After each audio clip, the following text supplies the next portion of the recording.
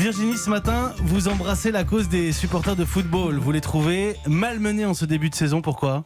En fait, j'en ai assez que ces supporters soient traités comme des citoyens de seconde zone. Depuis le début de la saison, on a joué 27 matchs de Ligue 1 et il y a eu 11 arrêtés préfectoraux pour interdire ou limiter drastiquement les déplacements de supporters. Ça fait un gros ratio. Depuis 8 ans, les préfets ont ce pouvoir de limiter les déplacements des fans de foot.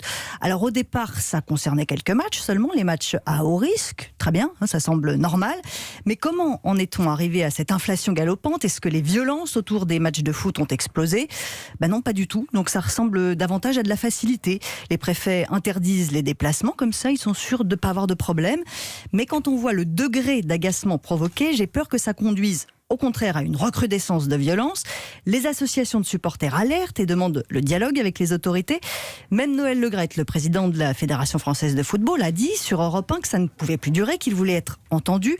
Bon, c'est pas exactement un punk, Noël Le Graët. Alors allons-y, dialoguons, il en ressortira forcément quelque chose de meilleur que de la répression à tout va. Et puis, l'affaire de l'alcool dans les stades a aussi cristallisé pas mal de rancœur. Ça aussi, ça retombe directement sur les supporters alors qu'ils n'ont rien demandé. Élargir la vente de boissons alcoolisées dans les stades, c'est dans une proposition de loi de députés de la majorité, ça n'est pas une revendication des fans de foot.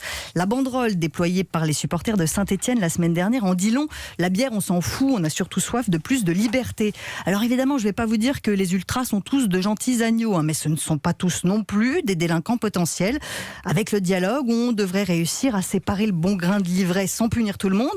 Le but de la plupart des fans n'est pas de se battre ou d'ingurgiter des litres d'alcool, dépassons un tout petit peu les clichés.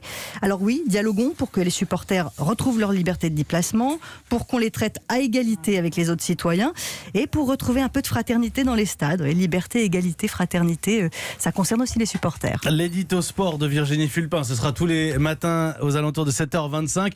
Un parti pris autour de l'actualité sportive et quand on commence en se mettant les supporters dans la poche, c'est de bon augure pour le reste de la saison. Il est 7h28.